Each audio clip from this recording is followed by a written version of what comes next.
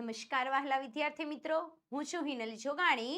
Ocean જ્ઞાન લાઈવના online platform પર આપ સર્વ વિદ્યાર્થી મિત્રોનું હાર્દિક સ્વાગત કરું છું. વહાલા વિદ્યાર્થી મિત્રો, ટૂંક સમયમાં જ દ્વિતીય સત્રાંક પરીક્ષા નજીક આવી રહી છે. પરીક્ષાની તૈયારી કરવા માટે અને પરીક્ષાની અંદર સારા માર્ક્સ મેળવવા માટે વહાલા વિદ્યાર્થી મિત્રો તમે મહેનત તો કરો જ છો, પરંતુ ગુજરાત સરકાર દ્વારા પરખ નામની પ્રશ્ન બેંક છે એ લોન્ચ કરવામાં આવેલી છે. આ પરખ પ્રશ્ન બેંકની અંદર જે કંઈ પણ પ્રશ્નો આપેલા છે, જે કંઈ પણ પ્રકરણો આપેલા છે, એ દરેકે દરેક પ્રકરણો અને દરેકે દરેક પ્રશ્નો પરીક્ષા માટે મોસ્ટ આઈએમપી છે. માટે વહાલા વિદ્યાર્થી મિત્રો, જે કંઈ પણ પ્રશ્નો છે એમનું સોલ્યુશન તમે જરૂરથી એક વખત કરજો. હાલના લેક્ચરની અંદર આપણે પરખ પ્રશ્ન બેંકના જે ચેપ્ટર નંબર 7 અને ચેપ્ટર નંબર 8 છે એમના જે કંઈ પણ પ્રશ્નો છે એમનું સોલ્યુશન કરવાના છીએ. સોલ્યુશન કરતા પહેલા હાલમાં તમે આ વિડીયો સ્વરૂપમાં તો સોલ્યુશન જોઈ રહ્યા છો, પરંતુ આ જે પરખ પ્રશ્ન બેંક છે એમનું સોલ્યુશન જો તમારે પીડીએફ સ્વરૂપમાં પ્રાપ્ત કરવું હોય તો પીડીએફ મેળવવા માટેની લિંક નીચે વિડીયોના ડિસ્ક્રિપ્શન બોક્સમાં આપેલી છે, અથવા તો આપણી એપ્લિકેશન ઓશિયન જ્ઞાન લાઈવ અત્યારે જ ડાઉનલોડ કરો. ત્યાંથી પણ તમે આ સોલ્યુશન છે એ પીડીએફ સ્વરૂપમાં પ્રાપ્ત કરી શકો છો, અથવા વધારે કંઈ માહિતી પ્રાપ્ત કરવી હોય તો આપણો કોન્ટેક્ટ નંબર 7046222254 પર તમે કોન્ટેક્ટ કરી શકો છો, જ્યાંથી તમને જે કંઈ પણ માહિતી પ્રાપ્ત કરવી હોય એ માહિતી પ્રાપ્ત કરી શકો છો. તો હાલમાં આપણે ધોરણ 7ના વિજ્ઞાન વિષયના પરખ પ્રશ્ન બેંકના ચેપ્ટર નંબર 7નું સોલ્યુશન શરૂઆત કરીએ, જેમની અંદર પહેલો પ્રશ્ન આપેલો છે. શરૂઆત કરતા પહેલા વહાલા વિદ્યાર્થી મિત્રો, તમને જે કંઈ પણ પ્રશ્નો આવડે છે એ પ્રશ્નોના આન્સર ઝડપથી કોમેન્ટ બોક્સની અંદર લખો, જેમના કારણે ખ્યાલ આવી શકે કે તમને કેટલા પ્રશ્નો આવડે છે અને એમાંથી કેટલા પ્રશ્નો સાચા પડે છે. શરૂઆત કરીએ પ્રશ્ન નંબર 1 કે નીચેનામાંથી શરીરનો કયો ઘટક, એટલે શરીરની અંદર એવો કયો ઘટક આવેલો છે જે ખોરાકના ઘટકોને નાના આંતરડામાંથી, કઈ જગ્યાએથી, તો પાચન તંત્રનું અંગ નાનું આંતરડું, એમાંથી શરીરના વિવિધ ભાગોની તરફ લઈ જાય છે. એટલે શરીરના વિવિધ ભાગો તરફ વહન કરવાનું કાર્ય કરતો ઘટક કયો? ઓપ્શન એ માં આપેલું છે રુધિર રસ, ઓપ્શન બી માં આપેલું છે રુધિર, ઓપ્શન સી ની અંદર આપેલું છે શ્વેતકણ અને ઓપ્શન ડી ની અંદર આપેલું છે ત્રાકકણ. તો કયો ઘટક છે જે શરીરના વિવિધ ભાગોની અંદર ખોરાકના ઘટકોને પહોંચાડે છે? તો સાચો આન્સર કયો આવી શકે છે? ઓપ્શન નંબર બી, એટલે કે રુધિર. રુધિર સમગ્ર શરીરમાં વહન પામે છે, જેમની સાથે સાથે ખોરાકના ઘટકોનું પણ સમગ્ર શરીરમાં વહન થાય છે. આગળ જોઈએ નેક્સ્ટ પ્રશ્ન 2. એક વિદ્યાર્થીને પડી જતા હાથમાંથી વાગ્યું. વિદ્યાર્થી દોડતો હશે, તમારી જેવડો નાનકડો એવો બાળક છે, દોડે છે અથવા ચાલતો હોય, પડી જાય એટલે વાગે છે. વાગે છે એટલે શું થાય છે? તો કે લોહી નીકળે છે. થોડી વારમાં લોહી નીકળવું અટકી ગઈ. થોડોક સમય થાય એટલે લોહી નીકળવાનું કેવું થઈ ગયું? બંધ. કયા ઘટકને કારણે આવું થયું હશે? શ્વેતકણ? તો કે નહીં. ત્રાકકણ? તો કે બની શકે. રક્તકણ? નહીં. રુધિર રસ? તો કે નહીં. તો સાચો આન્સર કયો આવે છે? આપણો ઓપ્શન નંબર બી, એટલે કે ત્રાકકણ છે જે રુધિરના ગંઠાવાની, એટલે કે રુધિરના જામી જવાની ક્રિયા માટે જવાબદાર છે. એટલે રુધિર નીકળવાનું શું થઈ જાય? બંધ થઈ જાય અને અટકી જાય છે. આગળ જોઈએ નેક્સ્ટ પ્રશ્ન નંબર 3. રક્તકણમાંથી હિમોગ્લોબિન દૂર કરવામાં આવે, એટલે કે રક્તકણની અંદર જે હિમોગ્લોબિન આવેલું છે દૂર કરી દઈએ તો શું થાય? તો શરીરની રોગ પ્રતિકારક શક્તિ વધે, શરીરના ભાગોને ઓક્સિજન પહોંચાડવું અઘરું બને, રુધિરના ગંઠાવાની ક્રિયા બંધ થઈ જાય અને શ્વાસ લેવામાં તકલીફ પડે. જો આપણે હિમોગ્લોબિનને દૂર કરીએ તો હિમોગ્લોબિન દ્વારા જે કાર્ય થતું હોય કેવું થઈ જાય? બંધ. તો રક્તકણની અંદર હિમોગ્લોબિન આવેલું શું કરે? તો શ્વસન વાયુઓનું વહન. તો શ્વસન વાયુઓમાં કયો વાયુ આવે? તો કે ઓક્સિજન. તો શરીરના દરેકે દરેક ભાગોને ઓક્સિજન પહોંચાડવાનું કાર્ય કેવું બને? તો કે અઘરું બની જાય છે. આગળ જોઈએ નેક્સ્ટ પ્રશ્ન નંબર 4.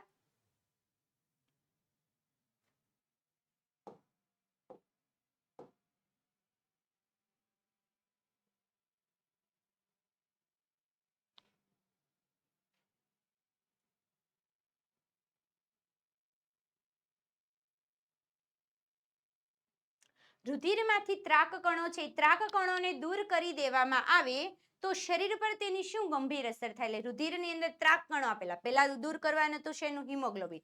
હવે ત્રાકકણોને દૂર કરીએ તો શું થાય?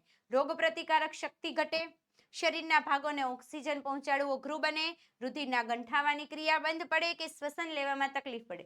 ત્રાકકણો એટલે રુધિર કણિકાઓ શું કાર્ય કરે? તો રુધિરનું જામી જવું એટલે ગંઠાઈ જવું. તો કઈ ક્રિયા બંધ થઈ જાય? તો કે રુધિરના ગંઠાવાની ક્રિયા બંધ થઈ જાય. છેલ્લે આપણો આન્સર કયો આવે છે? Option number C. આગળ જોઈએ ત્યાર પછી નેક્સ્ટ પ્રશ્ન નંબર 5. રુધિરમાંથી શ્વેતકણો દૂર કરવામાં આવે. રુધિરની અંદરથી શ્વેતકણો જ દૂર કરીએ તો શું અસર થાય? શરીરની રોગ પ્રતિકારક શક્તિ ઘટે, શરીરના ભાગોને ઓક્સિજન પહોંચાડવું અઘરું બને, રુધિરના ગંઠાવાની ક્રિયા બંધ થઈ જાય કે શ્વાસ લેવામાં તકલીફ પડે. દૂર કોને કર્યા? તો કે શ્વેત કણોને. તો શું થાય? તો કે શરીરની રોગ પ્રતિકારક શક્તિ છે એ કેવી થાય? તો કે શરીરની રોગ પ્રતિકારક શક્તિ છે એ ઘટી જાય છે. ખાસ યાદ રાખજો, રક્ત કણોને દૂર કરીએ તો ઓક્સિજન પહોંચાડવું અઘરું બને, ત્રાક કણોને દૂર કરીએ તો રુધિરના ગંઠાવાની ક્રિયા બંધ થઈ જાય, અને શ્વેત કણોને દૂર કરીએ તો રોગ પ્રતિકારક શક્તિ બંધ થાય. ત્યાર પછી આગળ જોઈએ નેક્સ્ટ. રુધિરનો રંગ લાલ હોવા છતાં કયો ઘટક જવાબદાર છે? લાલ રંગ માટે કયો જવાબદાર? રુધિર રસ, ત્રાક કણો, હિમોગ્લોબિન કે શ્વેત કણ?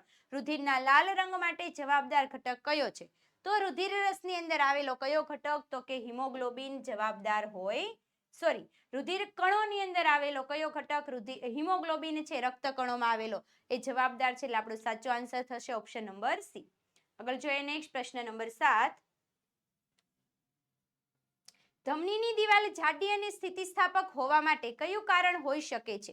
એટલે કે ધમનીની દિવાલ જાડી છે અને સ્થિતિસ્થાપક, કયું કારણ છે? રુધિરનો પ્રવાહ ઝડપી અને વધુ દબાણે છે, પ્રવાહ ધીમો અને વધુ દબાણ, ઝડપી અને ઓછું દબાણ, ધીમો અને ઓછું દબાણ. જાડી છે અને સ્થિતિસ્થાપક, તો રુધિરનો પ્રવાહ કેવો હોય? વધારે ઝડપથી તો વહન પામતો હોય, પણ સાથે સાથે કેવો હોય છે? તો કે વધુ દબાણ હેઠળ વહન પામે છે. ત્યાર પછી આગળ જોઈએ નેક્સ્ટ પ્રશ્ન નંબર 8. રુધિરનું શરીરના બીજા ભાગોમાંથી હૃદય તરફ પાછું આવું. બીજા ભાગોમાંથી ક્યાં જાય છે? હૃદયમાં. એવું કરવું શા માટે જરૂરી છે? કાર્બન ડાયોક્સાઇડને દૂર કરવા, ઓક્સિજનને દૂર કરવા, ઉત્સર્ગ દ્રવ્યોને એકત્રિત કરવા કે હૃદયને ધબકતું રાખવા? વિવિધ અંગોમાંથી જે અશુદ્ધ રુધિર એ હૃદયમાં પાછું આવે. અશુદ્ધ રુધિરમાં શું હોય? તો કે કાર્બન ડાયોક્સાઇડ. તો કોને દૂર કરવાનું છે? તો કે કાર્બન ડાયોક્સાઇડ છે એમને દૂર કરવા માટે આ પ્રક્રિયા કરવામાં આવે છે. આગળ જોઈએ નેક્સ્ટ. શરીરના કયા ભાગમાં નાડી ધબકાર સાંભળવા મળતો નથી? નાડી ધબકાર એટલે હૃદયના ધબકારા. કાંડાની અંદર તો કે આપણે અહીંયા સાંભળી શકીએ. ગળું તો ગળાની બાજુમાં અહીંયા સાંભળી શકીએ. હથેળી, હથેળીની અંદર સંભળાતું નથી. ઘૂંટણની પાછળ, તો ઘૂંટણની પાછળ પણ જો તમે આંગળી રાખશો તો પણ તમને ધીમા ધીમા નાડી ધબકાર સંભળાય છે. એટલે આપણો આન્સર કયો આવે છે? Option number C. કારણ કે હથેળીની અંદર આપણે કોઈ પણ જગ્યાએ જોઈએ તો નાડી ધબકાર સંભળાતો નથી. આગળ જોઈએ નેક્સ્ટ. તંદુરસ્ત વ્યક્તિમાં હૃદયના ધબકારાનો દર અને નાડી દર. જે તંદુરસ્ત વ્યક્તિ છે એમાં હૃદયના ધબકારા અને નાડી દર બંને કેવા હોય છે? તો કે બંને કેવા હોય? ઓપ્શન નંબર એમાં જ આપેલું છે કે બંને સમાન હોય છે. જે વ્યક્તિ તંદુરસ્ત હોય કેવા હોય? નાડી દર ને હૃદયના ધબકારા બંને સમાન. આગળ જોઈએ નેક્સ્ટ પ્રશ્ન નંબર 11. મોહનને શાળાએ જવાનું મોડું થાય. મોહન છે એ સ્કૂલે જવા માટે લેટ પડે છે, શાળાએ જવા. તો ઝડપથી પહોંચી જાય માટે શું કરે છે? તો કે દોડીને જાય છે. તો એનો નાડી દર કેવો થાય? દોડીએ એટલે શું થાય? તો કે ધબકારા વધે છે. એટલે નાડી દરનું પ્રમાણ કેવું થાય? તો કે વધે. તો આપણો સાચો આન્સર ડાયરેક્ટ જ ખબર પડી જાય કયો આવે છે? ઓપ્શન નંબર એ. આગળ જોઈએ નેક્સ્ટ પ્રશ્ન 12. ખાસ યાદ રાખજો વ્યવસ્થિત કે હૃદયમાંથી લોહીના વહનની દિશા, એટલે કે લોહીનું વહન થાય છે, પરિભ્રમણ સમગ્ર શરીરમાં એ કેવી રીતે થાય છે એમનો ક્રમ આપેલો છે. તો આપણને ખ્યાલ છે. સૌપ્રથમ શરૂઆત આપણે કરીએ ક્યાંથી? તો કે શરીરના અંગોમાંથી. સૌપ્રથમ શરીરના અંગોમાંથી રુધિર ક્યાં જાય? તો હૃદયના જે 4 ખંડો છે એ 4 ખંડોમાંથી જાય છે જમણા ભાગની અંદર. જમણા ભાગમાં પણ કયું? તો કે ઉપરના ખંડો એટલે જમણા કર્ણકમાં. એટલે શરીરના અંગોમાંથી જમણું કર્ણક પહેલા ક્યાં આપેલું છે? તો કે ઓપ્શન નંબર એ. એટલે આપણો આન્સર કયો થઈ જાય છે? ઓપ્શન નંબર એ. જોઈએ, જમણા કર્ણકમાંથી જાય જમણા ક્ષેપકમાં, ત્યાંથી શુદ્ધ થવા માટે ફેફસામાં, શુદ્ધ થઈને ફરી પાછું આવે છે ડાબુ કર્ણક, ત્યાર પછી ડાબુ ક્ષેપક ને ત્યારબાદ ક્યાં જાય છે? સમગ્ર શરીરમાં વહન પામે. ફરી પાછું વહન થઈને જમણું કર્ણક, જમણું ક્ષેપક, ફેફસા, ડાબુ કર્ણક ને ડાબુ ક્ષેપક, આવી રીતે સમગ્ર રીતે આખું રુધિરનું ચક્ર છે એ ચાલ્યા કરતું હોય છે. આગળ જોઈએ નેક્સ્ટ. મિતા ઘરે મળી આવતી વસ્તુમાંથી સ્ટેથોસ્કોપ બનાવવા માંગે છે. એટલે ઘરની વસ્તુમાંથી બનાવે તો એને કઈ કઈ વસ્તુની જરૂર પડશે? નાની ગળણી, રબરની મોટી મોંવાળી ટ્યુબ અને ફુગ્ગો. બીજું રબર, પ્લાસ્ટિકની પ્લેટ, રબરની નાની ટ્યુબ. ત્રીજું આપેલી છે કે 6 થી 7 સેન્ટીમીટર વ્યાસ ધરાવતી ગળણી, રબરની ટ્યુબ અને રબરની સીટ એટલે કે ફુગ્ગો. ફુગ્ગો, રબરની ટ્યુબ અને પ્લાસ્ટિકની પ્લેટ. તો એને જરૂર કઈ પડે છે? તો આપણને ઓપ્શન નંબર સી ની અંદર આપેલી છે, કારણ કે આ પ્રવૃત્તિ પણ આપણને આપેલી છે, જેમાં આપણને કીધેલું છે કે 6 થી 7 સેન્ટીમીટર વ્યાસ ધરાવતી ગળણી, રબરની ટ્યુબ અને રબરની સીટ એટલે ફુગ્ગો લેવાનો, જેમની મદદથી આપણે શું કરી શકીએ છીએ? તો ઘરે સ્ટેથોસ્કોપ બનાવી શકીએ છીએ અને આપણે સાંભળી શકીએ છીએ. આગળ જોઈએ નેક્સ્ટ પ્રશ્ન નંબર 14. જો હૃદયમાં વાલ્વની ખામીયુક્ત હોય તો રુધિરાભિસરણ તંત્ર પર શું અસર પડે? એટલે વાલ્વ યોગ્ય રીતે કામ કરતા નથી તો રુધિરાભિસરણ તંત્ર એટલે સમગ્ર શરીરમાં રુધિરનું વહન કરતું તંત્ર, આ તંત્રની ઉપર શું અસર થાય? શરીરમાં ઓક્સિજન વધી જાય, રુધિર સફેદ થઈ જાય, નાડીના ધબકારા વધી જાય કે ઓક્સિજન અને કાર્બન ડાયોક્સાઇડ યુક્ત રુધિર ભેગું થાય.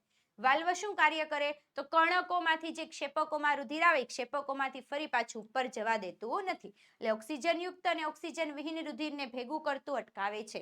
તો શું થાય? રુધિરાભિસરણ તંત્ર છે એની ઉપર અસર, વાલ્વ ખામીયુક્ત હોય તો શું થાય?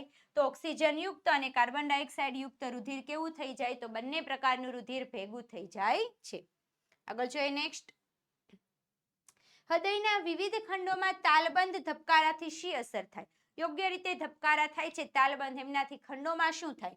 ઓક્સિજનનું પ્રમાણ જળવાય, રુધિરનું પરિવહન સુવ્યવસ્થિત થાય, ખોરાકના ઘટકોનું પ્રમાણ જળવાય કે રુધિરનું પ્રમાણ જળવાય? યોગ્ય રીતે ધબકારા થાય એમના કારણે શું થાય છે? તો કે શરીરની અંદર છે હૃદયમાં એ રુધિર પ્રવાહનું પરિવહન છે એ કેવું થાય છે? તો કે સુવ્યવસ્થિત થતો, એટલે આપણો સાચો આન્સર કયો આવે છે? Option number B. આગળ જોઈએ ત્યાર પછી નેક્સ્ટ. પરંતુ આગળ વધતા પહેલા વહાલા વિદ્યાર્થી મિત્રો ફરીથી એક વખત ખાસ ધ્યાન આપજો. ધોરણ 7 ની અંદર દ્વિતીય સત્રાંક પરીક્ષા હમણાં ટૂંક સમયમાં જ આવી રહી છે. આ પરીક્ષાની અંદર સારા માર્ક્સ મેળવવા માટે અને યોગ્ય રીતે તૈયારી કરવા માટે ગુજરાત સરકાર દ્વારા પરખ પ્રશ્ન બેંક લોન્ચ કરવામાં આવેલી છે. આ પરખ નામની પ્રશ્ન બેંકની અંદર જે કંઈ પણ પ્રશ્નો આપેલા છે, જે કંઈ પણ પ્રકરણો આપેલા છે, દરેકે દરેક પ્રશ્નો પરીક્ષા માટે મોસ્ટ આઈએમપી છે. માટે વહાલા વિદ્યાર્થી મિત્રો દરેકે દરેક પ્રશ્નનું સોલ્યુશન તમે જરૂરથી એક વખત કરજો. હાલમાં તમે આ સોલ્યુશન વિડીયો સ્વરૂપમાં તો જોઈ રહ્યા છો, પરંતુ જો તમારે પીડીએફ સ્વરૂપમાં પ્રાપ્ત કરવું હોય તો આ પીડીએફ મેળવવા માટેની લિંક નીચે વિડીયોના ડિસ્ક્રિપ્શન બોક્સમાં આપેલી છે, અથવા તો આપણી એપ્લિકેશન ઓશિયન જ્ઞાન લાઈવ અત્યારે જ ડાઉનલોડ કરો. ત્યાંથી પણ તમે આ દરેકે દરેક પ્રશ્નો છે, દરેકે દરેક પ્રકરણો છે એમનું સોલ્યુશન પીડીએફ સ્વરૂપમાં પ્રાપ્ત કરી શકો છો. અને પીડીએફ મેળવવા માટેની કિંમત છે માત્ર ને માત્ર 50 રૂપિયા. અને વધારે કંઈ માહિતી પ્રાપ્ત કરવી હોય તો આપણો કોન્ટેક્ટ નંબર 7046222254 પર તમે કોન્ટેક્ટ કરી શકો છો. શરૂઆત કરીએ આગળ. નેક્સ્ટ પ્રશ્ન નંબર 16. ઉત્સર્જન તંત્રની રચના કરવા માટે આપેલ અંગોના જૂથ પૈકી કયો વિકલ્પ સાચો છે? એટલે ઉત્સર્જન તંત્રના વિવિધ અંગો જણાવવાના છે. બધા વિકલ્પની અંદર સાચો જ આન્સર આપેલા છે, બધા જ ઉત્સર્જન તંત્રના છે, પણ કોઈકની અંદર એકાદો ઓપ્શન આપેલો નથી, એટલે એકાદો અંગનો સમાવેશ કરેલો નથી. પહેલામાં છે મૂત્રાશય, મૂત્રપિંડ, મૂત્રમાર્ગ. મૂત્રપિંડ, મૂત્રવાહિની, મૂત્રાશય, મૂત્રમાર્ગ એ પણ આવે છે, પણ સાથે સાથે શેનો સમાવેશ થાય? તો કે મૂત્ર છિદ્રનો પણ સમાવેશ થાય. એટલે આપણો સાચો આન્સર કયો થશે? Option number C. કારણ કે આકૃતિની અંદર આપણને ચોપડીમાં મૂત્ર છિદ્રનો ઉલ્લેખ કરેલો છે, એટલે આપણે એને પણ સમાવેશ કરવો પડે. આગળ જોઈએ ત્યાર પછી નેક્સ્ટ પ્રશ્ન નંબર 17. પુખ્ત વ્યક્તિના મૂત્રમાં નીકળતા કચરાના પ્રમાણ માટે કયો વિકલ્પ સાચો? તો મૂત્રમાંથી સૌપ્રથમ નીકળે છે યુરિયા. યુરિયાનું પ્રમાણ કેટલું હોય? તો કે 95%. પાણી નીકળે છે, પાણીનું પ્રમાણ કેટલું હોય છે? તો કે 95%. પાણીની સાથે સાથે બીજું નીકળે યુરિયા. યુરિયાનું પ્રમાણ હોય છે 2.5% અને બીજો ઘટક નીકળે છે જે નકામા દ્રવ્યો છે, જેનો કોઈ ઉપયોગ નથી, એમનું પ્રમાણ પણ કેટલું હોય? તો કે 2.5. યુરિયા અને નકામા પદાર્થોનું પ્રમાણ સરખું અને બાકી વધ્યું 95%, એમની અંદર શું આવે? પાણી. તો આમાંથી એવો ઓપ્શન કયો છે? તો એવો ઓપ્શન આપણને આપેલો છે ઓપ્શન નંબર એ. એટલે આપણો સાચો આન્સર કયો થશે? Option A. આગળ જોઈએ ત્યાર પછી નેક્સ્ટ પ્રશ્ન નંબર 18. મનુભાઈને ડોક્ટરે ડાયાલિસિસ કરાવવાની સલાહ આપી તો મનુભાઈના મૂત્રપિંડમાં કઈ પ્રકારની ક્ષતિ ઉદ્ભવે છે? મનુભાઈને ડાયાલિસિસ કરાવવાનું તો કઈ ક્ષતિ હોય, કઈ ખામી હોય? મૂત્રપિંડમાં ચેપ કે ઈજા થઈ હોય, મૂત્રવાહિની સાંકડી થઈ ગઈ હોય, કચરો વધારે પ્રમાણમાં એકત્રિત થયો કે શરીરમાં રુધિરની માત્રા ઘટી છે. તો ડાયાલિસિસ કરાવવાની સલાહ ક્યારે આપે? કારણ કે મૂત્રપિંડ દ્વારા યોગ્ય પ્રમાણમાં ગાળણ નહીં થાય. મૂત્રપિંડ દ્વારા ગાળણ ક્યારે નથી થતું? તો એમની અંદર કઈક પ્રકારનો ચેપ થયો હોય અથવા તો ઈજા થયેલી હોય ત્યારે. એટલે સાચો આન્સર કયો આવે? તો કે ઓપ્શન નંબર એ. આગળ જોઈએ નેક્સ્ટ. શરીરમાં પરસેવો થવો જરૂરી છે. એટલે આપણા શરીરની અંદર આપણને જે ગરમી થાય, પરસેવો શા માટે જરૂરી? શરીરમાં ગરમીનું પ્રમાણ પરસેવો થાય તો ગરમી જળવાય? તો કે નહીં. શરીરનું તાપમાન ઠંડુ રહે, દબાણ વધે કે લોહીનું દબાણ ઘટે? તો પરસેવો થાય એમના માટે શું થાય છે? તો કે શરીરનું તાપમાન ઠંડુ રહે છે. આપણને જણાવેલું હતું બાષ્પોત્સર્જનની પ્રક્રિયાની અંદર કે જ્યારે બાષ્પીભવન થાય ત્યારે આસપાસમાં ઠંડક ફેલાય, તો આપણા શરીરમાંથી પરસેવો થાય તો શું થાય? તો તાપમાન છે એ કેવું રહે? તો કે ઠંડુ રહે છે. આગળ જોઈએ, માછલી જેવા જે જળચર સજીવો છે શરીરનો સજીવો કોષોનો કચરો ખાલી જગ્યા સ્વરૂપે બહાર કાઢે. માછલી છે કોષોનો કચરો કયા સ્વરૂપે બહાર કાઢે? Urea, amino acid, uric acid કે એમોનિયા? તો માછલી જે બહાર કાઢે છે એ બહાર કાઢનાર કચરો હોય છે ઓપ્શન નંબર ડી, એટલે કે એમોનિયા સ્વરૂપે એ કચરો છે એ બહાર કાઢે છે. ત્યાર પછી આગળ જોઈએ નેક્સ્ટ પ્રશ્ન નંબર 21. જો વ્યક્તિના બંને મૂત્રપિંડ કામ કરતા બંધ થઈ જાય, મૂત્રપિંડ છે એ કામ નહીં કરે, ગાળણની પ્રક્રિયા નહીં કરે, તો લોહીમાં કયા પદાર્થનું પ્રમાણ વધી જાય છે? લોહીની અંદર શેનું પ્રમાણ વધે છે? ગ્લુકોઝ, હિમોગ્લોબિન, યુરિયા કે ઓક્સિજન? મૂત્રપિંડ કામ નથી કરતા, ગાળણ નથી કરતા, એટલે શેનું પ્રમાણ વધી જાય શરીરમાં? તો કે યુરિયા છે, યુરિયાનું પ્રમાણ વધી જતું હોય છે. એટલે સાચો આન્સર આવે છે ઓપ્શન નંબર સી. આગળ જોઈએ ત્યાર પછી નેક્સ્ટ પ્રશ્ન નંબર 22.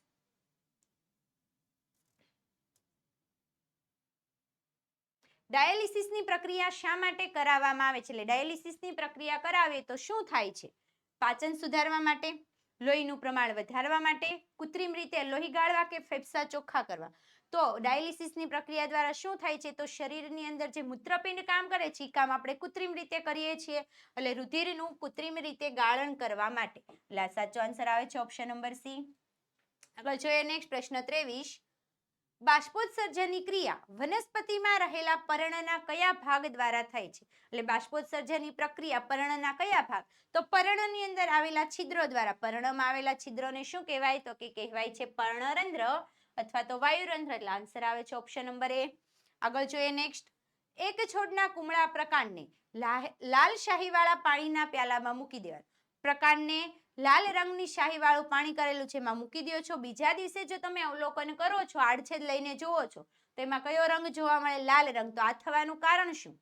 તો મૂળ દ્વારા લાલ પાણી ઉપર ચડે છે, પ્રકાંડની અંદર સડો થઈ ગયો છે, પ્રકાંડમાં લાલ કીડા થઈ ગયા છે કે પ્રકાંડ સુકાઈ ગયું છે? તો પાણીમાં મૂકેલું છે એટલે શું થાય? તો કે મૂળ દ્વારા પાણી ધીમે ધીમે ક્યાં ચડે છે? તો કે ઉપર ચડે છે, અને પાણી લાલ રંગનું છે, એટલે એમની અંદર આપણને કયો રંગ જોવા મળે? આડછેદની અંદર લાલ રંગ જોવા મળે છે. આગળ જોઈએ નેક્સ્ટ પ્રશ્ન 25. વનસ્પતિમાં ઉત્સ્વેદન થવા માટે કઈ પ્રક્રિયા જવાબદાર છે? બાષ્પીભવન, બીજ અંકુરણ, ખોરાકનું સંશ્લેષણ કે શ્વસન? વનસ્પતિની અંદર શું થવાનું છે? તો કે ઉત્સ્વેદન થવાનું છે. ઉત્સ્વેદન થવા માટે શું જરૂરી? તો કે બાષ્પીભવન. બાષ્પીભવન થાય, પાણીના અણુઓ જેમ જેમ હવામાં ગુમાવે એમ પાણીના અણુઓની ઘટ પડે તો નીચેથી ઉપર તરફ પાણી વહન પામે છે. આગળ જોઈએ નેક્સ્ટ પ્રશ્ન નંબર 26. વનસ્પતિમાં બાષ્પોત્સર્જન થવા માટેના સમાવિષ્ટ ફાયદા પૈકી નીચેનામાંથી કયો વિકલ્પ છે એ સાચો વિકલ્પ નથી?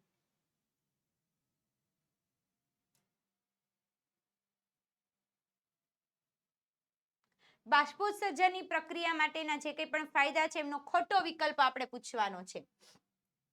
વનસ્પતિમાં ખેંચાણબળ પેદા કરવા માટે, ત્યાર પછી વનસ્પતિની અંદર ઠંડક જાળવવા માટે, વધારાના પાણીનો નિકાલ કરવા માટે ને ફળ પકાવવા. તો ફળ પકાવવા એવો વિકલ્પ કેવો છે? તો કે ખોટો છે. ફળ પાકે કે નહીં પાકે એનાથી બાષ્પીભવનને કોઈ પણ પ્રકારની અસર થતી નથી, એટલે ખોટો વિકલ્પ પસંદ કરાય. એટલે આપણો આન્સર કયો આવે છે? તો કે ઓપ્શન નંબર ડી. ત્યાર પછી આગળ જોઈએ નેક્સ્ટ.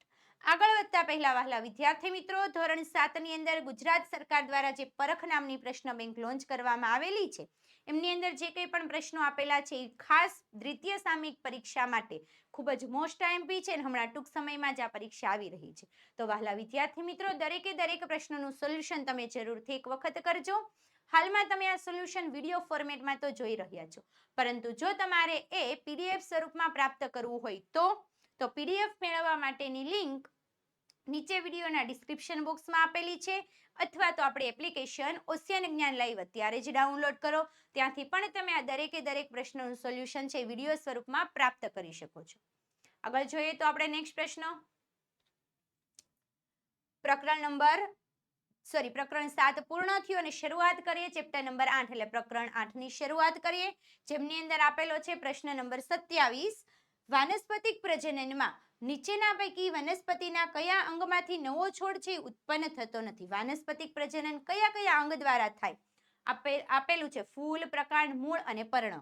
તો પ્રકાંડ દ્વારા ઉત્પન્ન કરી શકીએ, પર્ણ દ્વારા થાય, મૂળ દ્વારા થાય. પણ ફૂલ દ્વારા નવી વનસ્પતિ ઉત્પન્ન થઈ શકતી નથી. તો વાનસ્પતિક પ્રજનન માટે કયો વિકલ્પ સુસંગત નથી? તો આન્સર આવે છે ઓપ્શન નંબર એ એટલે કે ફૂલ. આગળ જોઈએ નેક્સ્ટ પ્રશ્ન 28.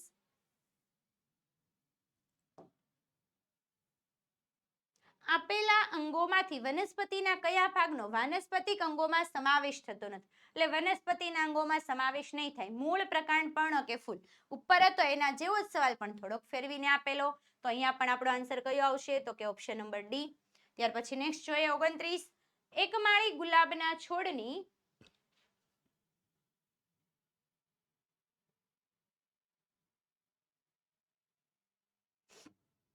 એક માળી છે શું કરે છે? તો ગુલાબના છોડની ડાળી કાપીને જમીનમાં દાટે છે. છોડની ડાળી કાપી દે છે અને જમીનમાં દાટી દે છે, જેમાંથી ગુલાબનો નવો છોડ છે એ નવો છોડ વિકસે છે. તો આ પ્રજનન કયા પ્રકારનું કહી શકાય? કે ડાળીમાંથી વિકસાવવામાં આવે છે. અલિંગી, લિંગી, બીજાણુ સર્જન કે ફલિનીકરણ? કયો સર્જન કયા પ્રજનન તરીકે ઓળખવામાં આવે? તો વનસ્પતિના ભાગો દ્વારા થાય છે, તેમને કહેવામાં આવે છે અલિંગી પ્રજનન અથવા તો વાનસ્પતિક પ્રજનન. આગળ જોઈએ નેક્સ્ટ પ્રશ્ન 30. આપેલ વનસ્પતિમાંથી કઈ વનસ્પતિનો અમુક ભાગ મનુષ્ય છોડથી છૂટો પડે ત્યારે નવો બાળ છોડ ઉત્પન્ન થાય? વનસ્પતિમાંથી છૂટો પડી જાય ભાગ તો નવો ઉત્પન્ન થાય. થોર, નાળિયેરી, બારમાસી કે પપૈયામાંથી કઈ વનસ્પતિ એવી છે? તો આન્સર આવે છે કયો? તો કે થોર. થોરમાંથી અમુક ભાગ કદાચ છૂટો પડે ને જો જમીનની અંદર આવે, એમને હવા, પાણી પૂરતા પ્રમાણમાં મળે, સૂર્યપ્રકાશ, તો શું થાય છે? એમાંથી નવો છોડ ઉત્પન્ન થઈ શકતો હોય છે. આગળ જોઈએ નેક્સ્ટ પ્રશ્ન 31. કેટલીક વનસ્પતિના પર્ણ ભીની જમીન પર પડે તો નવા બાળ છોડ છે ઉદ્ભવે છે. આ પ્રજનન નીચેના પૈકી કઈ વનસ્પતિ કરે છે? એટલે કે વનસ્પતિના પર્ણ જમીન ઉપર પડે અને નવા છોડ ઉત્પન્ન થાય તો કઈ વનસ્પતિમાં? આગળ આપેલું છે આદુ, પાનફૂટી, શક્કરિયા કે બટાકા? વનસ્પતિના પર્ણ પડે છે. પર્ણ પડે તો પર્ણ દ્વારા ઉત્પન્ન થતું ઉદાહરણ કયું છે? તો આપણે એક જ વનસ્પતિમાં જોઈ શકીએ છીએ, પાનફૂટીની અંદર. આગળ જોઈએ નેક્સ્ટ. ગીતાએ કેટલાક નવા છોડ વાવવા માટે બીજ લીધા. ગીતા નામની કોઈ એક સ્ત્રી છે જેમને શું કીધું છે? કે છોડ વાવવા માટે બીજ લીધા. કેટલાક છોડ રોપવા માટે ડાળી લઈને જમીનમાં રોપ્યા, બીજે રોપ્યા અને કેટલાકની ડાળી લઈને રોપી. તો કયા પૈકી કોણ ઝડપથી વિકાસ પામશે? શેના દ્વારા? કઈ વનસ્પતિ? ગુલાબ, બારમાસી, પપૈયું કે સફરજન? તો ડાળી દ્વારા જે આપણે એમાંથી જે ઉત્પન્ન કરવામાં આવે છે અને જે વિકાસ પામે છે વનસ્પતિ કઈ હોઈ શકે? તો આન્સર આવે છે ઓપ્શન નંબર એ એટલે કે ગુલાબ છે, એમનું ઝડપથી શું થાય છે? વિકાસ પામે છે. આગળ જોઈએ નેક્સ્ટ. ઈસ્ટની અંદર કલિકા છૂટી પડી જાય છે અને નવો બાળકોષ બનાવે છે. ઈસ્ટની અંદરથી જે વધારે પ્રમાણમાં કલિકા ઉત્પન્ન થાય, આખું જૂથ હોય, શું થાય? અંતે છૂટું પડે. તો કલિકા છે એટલે કયું સર્જન આવે છે? તો કે કલિકા સર્જન. આન્સર તરત જ ખબર પડી જાય ઓપ્શન બી. પાન આવે, પર્ણ આવે તો પાનફૂટી, કલિકા આવે તો શું આવશે? કલિકા સર્જન. આગળ જોઈએ નેક્સ્ટ 34. સૂર્યપ્રકાશ, પાણી અને ખોરાકની સ્પર્ધા ઘટાડવા માટે કઈ પ્રક્રિયા થવી જરૂરી છે? આ બધી સ્પર્ધા ઘટાડવી હોય તો શું થવું જોઈએ? ફલિનીકરણ, અવખંડન, બીજનો ફેલાવો કે પરાગનયન? સ્પર્ધા ઘટાડવી હોય તો બીજ જેટલા પ્રમાણમાં ફેલાય એટલી સ્પર્ધા શું થાય? તો કે ઘટે. તો આન્સર શું આવે? તો કે ઓપ્શન નંબર સી, બીજનો ફેલાવો. આગળ જોઈએ નેક્સ્ટ.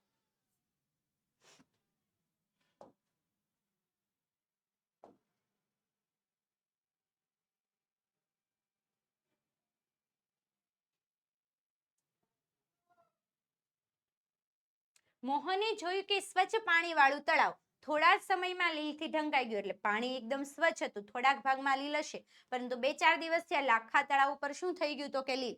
પ્રજનનની કઈ પદ્ધતિથી લીલ જળાશયમાં છે ખૂબ જ વધારે ઝડપથી ફેલાઈ ગઈ છે? કઈ પદ્ધતિ દ્વારા? કલિકા સર્જન, બીજાણુ સર્જન, લીલના ટુકડાઓમાંથી નવા તંતુ બનવાથી કે તેનું વધુ પ્રમાણમાં પાણી મળવાથી? તો શું થાય છે? એના ટુકડા થાય, એમાંથી નવા તંતુઓ ઉત્પન્ન થાય. એટલે આપણો આન્સર કયો આવી શકે છે? તો કે ઓપ્શન નંબર સી. આગળ જોઈએ નેક્સ્ટ પ્રશ્ન નંબર 36. પરંતુ આગળ વધતા પહેલા વહાલા વિદ્યાર્થી મિત્રો, ફરીથી એક વખત ખાસ યાદ રાખજો અને ખાસ ધ્યાનમાં રાખજો, કારણ કે ગુજરાત સરકાર દ્વારા જે આ પરખ નામની પ્રશ્ન બેંક રજૂ કરવામાં આવેલી છે, એ પરખ પ્રશ્ન બેંકની અંદર જે કંઈ પણ પ્રશ્નો આપેલા છે, દરેક પ્રશ્નો છે એ દ્વિતીય સામયિક પરીક્ષા માટે મોસ્ટ ટાઈમ છે. માટે વહાલા વિદ્યાર્થી મિત્રો, જરૂરથી આ દરેક પ્રશ્નનું સોલ્યુશન છે એ કરજો. હાલમાં આપણે આ સોલ્યુશન વિડીયો ફોર્મેટમાં તો જોઈ રહ્યા છીએ, પરંતુ જો તમારે PDF સ્વરૂપમાં પ્રાપ્ત કરવું હોય તો આપણી એપ્લિકેશન છે ઓશિયન જ્ઞાન લાઈવ, અત્યારે જ ડાઉનલોડ કરો. ત્યાંથી પણ તમે આ સોલ્યુશન PDF સ્વરૂપમાં પ્રાપ્ત કરી શકો છો. આ ઉપરાંત વિડીયોના નીચે ડિસ્ક્રિપ્શન બોક્સની અંદર લિંક આપેલી છે, ત્યાંથી પણ તમે આ સોલ્યુશન છે એ PDF સ્વરૂપમાં પ્રાપ્ત કરી શકો છો. શરૂ કરીએ આગળ. નેક્સ્ટ પ્રશ્ન નંબર 36. આપેલ જૂથમાંથી કયું જૂથ એકલિંગી પુષ્પ માટે સાચું છે? એટલે કે એકલિંગી પુષ્પો ધરાવે છે. સરસવ, ગુલાબ, પેટુનિયા, મકાઈ, સરસવ, પેટુનિયા, મકાઈ, પપૈયા, કાકડી અને આપેલું છે સરસવ, પેટુનિયા અને મકાઈ. તો એકલિંગી પુષ્પો કઈ વનસ્પતિના છે? તો એકલિંગી એટલે શું? કે જેમની અંદર કેટલા લિંગ હોય? એક જ લિંગ હોય એવી વનસ્પતિનું જૂથ કયું છે? તો આવશે મકાઈ, પપૈયા અને કાકડી. આગળ જોઈએ નેક્સ્ટ પ્રશ્ન નંબર 37. જીવજંતુ દ્વારા પરાગનયન પામતા પુષ્પો કેવા હોય? જીવજંતુ, નાના જીવજંતુઓ દ્વારા જેના બીજનો ફેલાવો થાય એ પુષ્પ કેવા હોય? પાણીમાં ડૂબેલા? તો કે નહીં. સૂકા અને વજનમાં હલકા? તો કે નહીં. નાના અને સફેદ? નહીં. પણ કેવા હોય? તો કે મોટા હોય છે, રંગીન હોય છે ને સુગંધિત હોય. એટલે કીટકો છે, જીવજંતુ શું થાય? એમની તરફ આકર્ષિત થાય છે અને ત્યારબાદ એમના દ્વારા શું થાય છે? તો કે એના બીજનો છે ફેલાવો થતો હોય છે ને એમની મદદથી પરાગનયન થઈ શકે છે. ત્યાર પછી આગળ જોઈએ નેક્સ્ટ 38. ફલિનીકરણ બાદ ફલિતાંડ ક્યાં ઉત્પન્ન થાય? એટલે ફલિનીકરણ થઈ જાય તો એનું ફલિતાંડ છે કઈ જગ્યાએ ઉત્પન્ન થાય છે? બીજાણુધાનીમાં, અંડાશયમાં, ભ્રૂણમાં કે બીજા આવરણની અંદર? કઈ જગ્યાએ ઉત્પન્ન થાય? તો ઉત્પન્ન થાય છે ઓપ્શન નંબર C એટલે કે ભ્રૂણની અંદર. આગળ જોઈએ નેક્સ્ટ પ્રશ્ન 39. શક્કરિયું અને ડહાલિયા વનસ્પતિમાં ખોરાકનો સંગ્રહ ક્યાં થાય છે? બે નામ આપેલા, શક્કરિયું અને ડહાલિયા. એમની અંદર શું થાય છે? તો કે ખોરાકનો સંગ્રહ છે કઈ જગ્યાએ થાય? મૂળમાં, પ્રકાંડ, પર્ણ કે ફૂલ? આપણને ખ્યાલ છે શક્કરિયું ક્યાં ઉત્પન્ન થાય? તો કે જમીનની અંદર. જમીનની અંદર કયો ભાગ? તો કે મૂળ. તો આપણો આન્સર કયો આવે? ઓપ્શન નંબર A એટલે કે મૂળ. આગળ જોઈએ નેક્સ્ટ. આપેલ જોડ પૈકી કઈ જોડ યોગ્ય નથી? એટલે નીચેથી જોડ ખોટી છે. બટાકા છે એ મૂળ છે, સ્પાઇરોગાયરામાં અવખંડન થાય છે, ઈસ્ટમાં કલિકા સર્જન થાય છે અને હંસમાં બીજાણુ સર્જન થાય. તો આમાંથી ખોટી જોડ કઈ છે? તો કે ઓપ્શન નંબર A, કારણ કે બટાકા છે મૂળ દ્વારા નહીં પરંતુ બટાકાની અંદર કલિકા આવેલી હોય છે નાની અને જેમને આપણે શું કહીએ છીએ? બટાકાની આંખ તરીકે ઓળખીએ છીએ. કલિકામાંથી નવો છોડ વિકાસ પામે છે, જ્યારે સ્પાઇરોગાયરા એટલે કે લીલ છે તો અવખંડન દ્વારા થાય. ઈસ્ટની અંદર તો નાની કલિકા ઉત્પન્ન થાય ને હંસરાજની અંદર શું થાય? તો કે બીજાણુ સર્જન થાય, બીજનું આવરણ તૂટે છે અને બીજનું શું થાય છે? વિખેરણ થાય છે. આગળ જોઈએ નેક્સ્ટ પ્રશ્ન નંબર 41.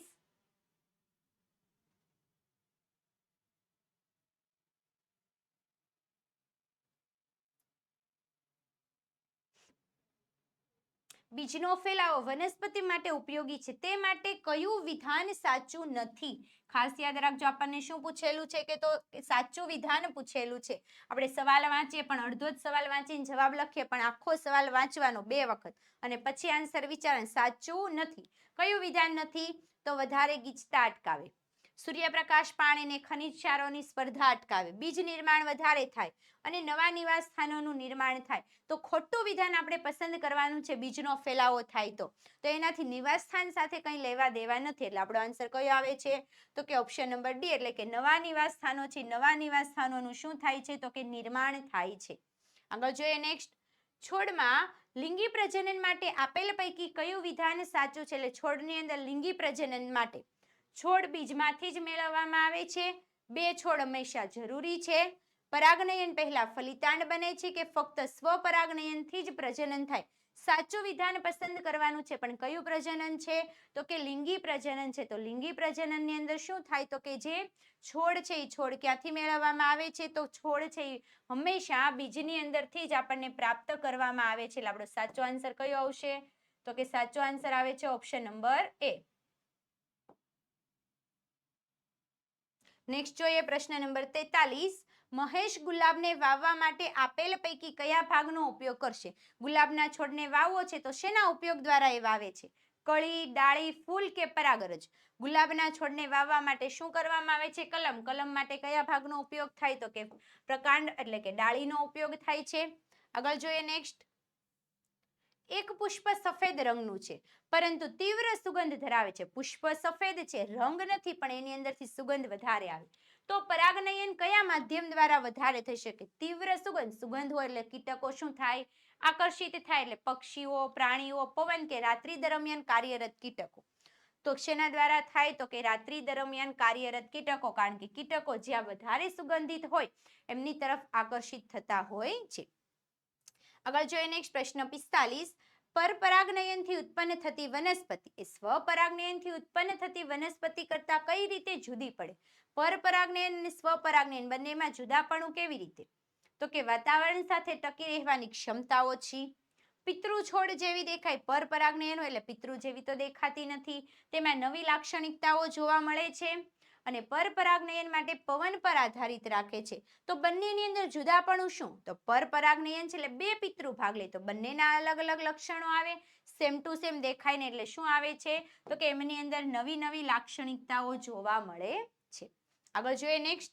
પરંતુ આગળ વધતા પહેલા વહાલા વિદ્યાર્થી મિત્રો, ગુજરાત સરકાર દ્વારા જે આ પરખ પ્રશ્ન બેંક લોન્ચ કરવામાં આવેલી છે એમની અંદર જે કંઈ પણ પ્રશ્નો આપેલા છે દરેકે દરેક પ્રશ્નો છે એ દ્વિતીય સત્રાંક પરીક્ષા માટે મોસ્ટ આઈએમપી છે. માટે જરૂરથી વહાલા વિદ્યાર્થી મિત્રો જે કંઈ પણ પ્રશ્નો છે પ્રશ્નનું સોલ્યુશન જરૂરથી કરજો.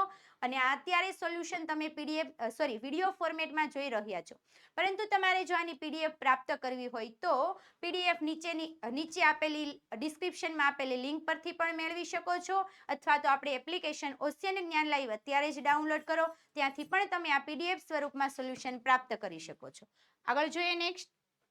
પાણી દ્વારા વહન પામતા બીજ પોચા અને તાતણા જેવા હોય છે. એટલે પાણીની મદદથી જે બીજનું વહન થાય કેવા છે? તો કે પોચા અને તાતણા જેવા. એમનું કારણ શું છે? તેનાથી પાણીમાં તરી શકે છે, તેનાથી કીટકો ખાઈ શકતા નથી, જેનાથી પુષ્પની અંદર રહી શકે છે, કે તે પવનના પ્રવાહ સાથે સરળતાથી જઈ શકે. વહન શેના દ્વારા થાય? તો કે પાણી દ્વારા. તો શું થાય? તો એ પાણીની ઉપર તરી શકે, જેમના કારણે શું થાય છે? તો કે એમનું વહન થઈ શકતું હોય છે. તો બસ વહાલા વિદ્યાર્થી મિત્રો, આજના આ લેક્ચરની અંદર આપણે પરખ પ્રશ્ન બેંકના ચેપ્ટર નંબર 7 અને 8ના જે કંઈ પણ પ્રશ્નો હતા એમનું સોલ્યુશન જોઈ ચૂક્યા છીએ. જો તમને અમારો આજનો આ વિડીયો પસંદ આવ્યો હોય તો લાઈક કરો, તમારા જુદા જુદા મિત્રો સુધી શેર કરો, અને અમારી યુટ્યુબ ચેનલમાં નવા હોય તો આજે જ ચેનલને સબસ્ક્રાઇબ કરો. અસ્તુ. જય હિન્દ.